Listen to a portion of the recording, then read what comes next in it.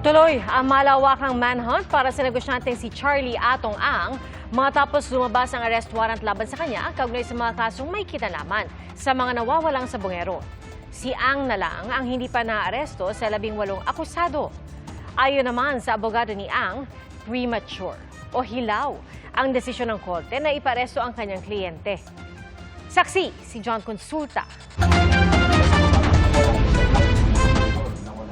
Mag-aalas 2 ng hapon na magtungo ang PNP-CIDG sa address ng negosyanteng si Charlie Atong Ang sa Pasig City para isilbi ang arrest warrant na inilabas ng Branch 26 ng Santa Cruz, Laguna Regional Trial Court. Noong una, hindi agad pinapasok sa nasabing bahay ang mga tauhan ng CIDG. Ito, warrant of arrest. We will implement it whether you like it or not. Guard. We'll be giving them 10 minutes. Kung ayaw nila tayong pagbuksan, i-implement natin yung warrant of arrest. Pati sila aarestuin namin. Maya-maya, naglatag na ng hagdan ang mga polis. Palapasin mo na ulit. Ilang sandali pa, dumating ang isang nagpakilalang abogado ni Ang. Attorney Acosta. Ma'am? Yes po. Ma'am? Yes po. Colonel Giagi from CIDG. Hold on. Can I just come in first before you go in? Please? Thank you. I hope we have an orderly conduct here, okay? Pagkalipas ng ilang minuto, Nagpakilala naman kami, maliwanag yung pakay namin. Dito yung registered address niya. Pinakita namin yung warrant of arrest. So, andito lang yung abogado nila. I'm giving them 10 minutes, sir.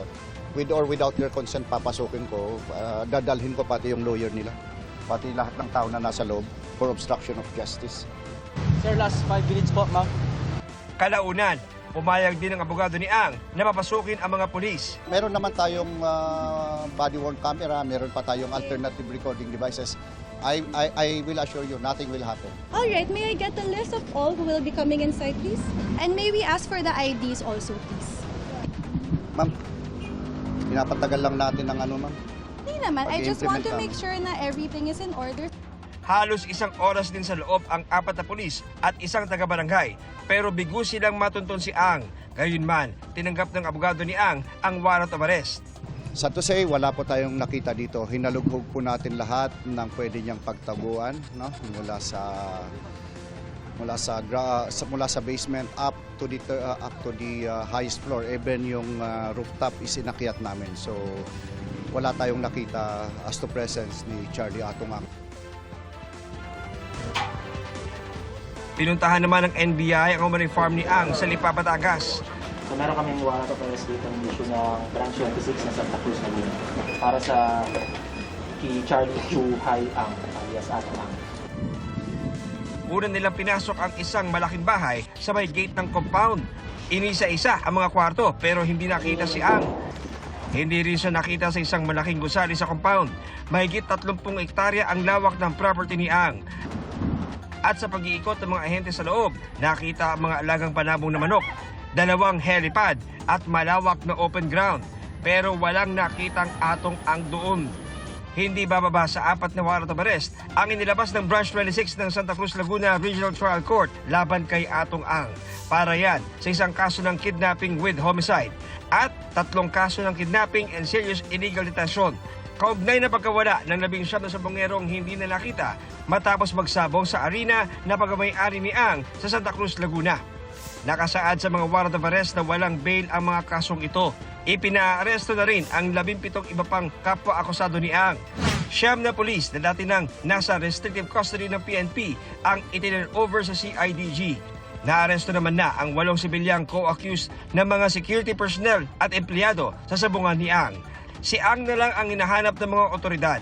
Ayon sa DOJ, walang record ng Bureau of Immigration na lumabas ng bansa si Ang. Hihilingin daw nila sa korte ang paglalabas ng Whole Departure Order laban kay Ang. Nauna lang naglabas ng ILBO o Immigration Lookout Bulletin Order ang DOJ para mamonitor ang posibleng paglabas nito sa bansa. Tuloy naman ang malawakang manhunt operation ng pulisya. I ask Mr. Atong Ang to peacefully surrender na lang. We have several ongoing ngayon ng manhunt There are several properties niya po in Metro Manila as well as in Region 4A na ongoing yung ng tauhan namin. Gagawin lahat ng kapulisan para hanapin at iserve itong warrant of arrest laban kay Charlie Atong Ang. Iginit naman ng kampo ni Atong Ang na inosente ang negosyante at tinawag na premature o hilaw ang desisyon ng Santa Cruz RTC na ipaaresto siya. Sa isang pahayag, sinabi ng abogado ni Ang na nagbase umano ang korte sa di kumpleto at one-sided na impormasyong ibinigay ng DOJ nang dian nila tinitingnan ang counter affidavits at ebidensya ng mga respondent. Labag-an nila ito sa konstitusyon at karapatan ni Ang. Gagawin daw nila ang lahat ng legal na hakbang para harangin ang arrest warrant. Ikinalulungkot nila na hinayaan ng DOJ na manipulahin sila ng self-confessed whistleblower na si Julie Dondon Patidongan. Wala pa nilang pisikal na ebidensyang ipinipresenta at nagbase lang umano sa pahayag ni Patidongan. Sa mga kasong isinampa sa Santa Cruz, Laguna RTC, nakasaad na ang mga akusadong pribadong individual at mga police officers ay nagsabwatan para dukutin, ikulong at patayin ang mga biktima. Sa resolusyon ng prosecution panel kaugnay sa missing sabongeros, sinabing naipakita sa sworn affidavit ng mga kapatid na Patidongan na sa pagitan ng April 2021 hanggang January 2022, dinugot ang mga sabongero sa Santa Cruz, Laguna, Lipa City, Batangas, Manila Arena at San Pablo City sa Laguna. Ayon sa resolusyon ng DOJ, inakusahan ang mga nawawala na nandadaya sa sabong. May ilang eyewitness accounts daw na pagkatapon umano sa mga katawan ng mga sabongero sa Taal Lake. Sinasabing nasa 34 ang nawawalang sabongero mula 2021 hanggang 2022. May iba pang kaso na nakasampa sa Branch 29 ng San Pablo City, Laguna RTC at sa Lipa City, Batangas RTC. Para sa GMA Integrated News, ako si John Consulta, ang inyong saksi. Mga kapuso, maging una sa saksi. Mag-subscribe sa GMA Integrated News sa YouTube para sa iba't ibang balita.